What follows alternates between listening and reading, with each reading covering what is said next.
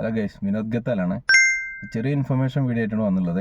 നമ്മുടെ സൗദി അറേബ്യയിലെ ഇപ്പോൾ റിയാദിൽ പ്രത്യേകിച്ച് ഒരുപാട് സ്ഥലങ്ങളിൽ പോലീസ് ചെക്കിങ് നടക്കുന്നത്, അതായത് വാഹനങ്ങൾ നിർത്തിയിട്ട് ചെക്ക് ചെയ്യുന്നുണ്ട്. പ്രത്യേകിച്ച് ഹെഡ്ലൈറ്റും ലൈറ്റുകളൊക്കെയാണ് ഇവർ കൂടുതൽ നോക്കുന്നുണ്ടാവുക.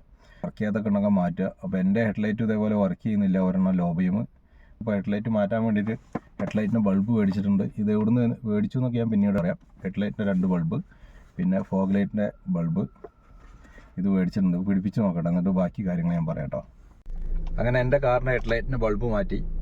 അത്യാവശ്യം നല്ല വെളിച്ചമുണ്ട്. ഇത് മേടിച്ചത് നമ്മുടെ ഖുറൈശ് റോഡിലുള്ള ലുലുവിൽ എസ്കലേറ്റർ കയറി കഴിഞ്ഞാൽ ലെഫ്റ്റ് സൈഡിൽ കാണുന്ന കാർ ഫിറ്റ് എന്ന് പറഞ്ഞിട്ടൊരു ആക്സസറീസ് ഉണ്ട്.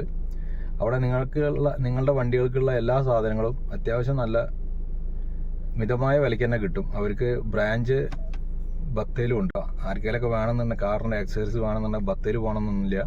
ഇവിടെ ഖുറൈശിലുള്ള ലുലുവിൽ പോയാലും നിങ്ങൾക്ക് കിട്ടും.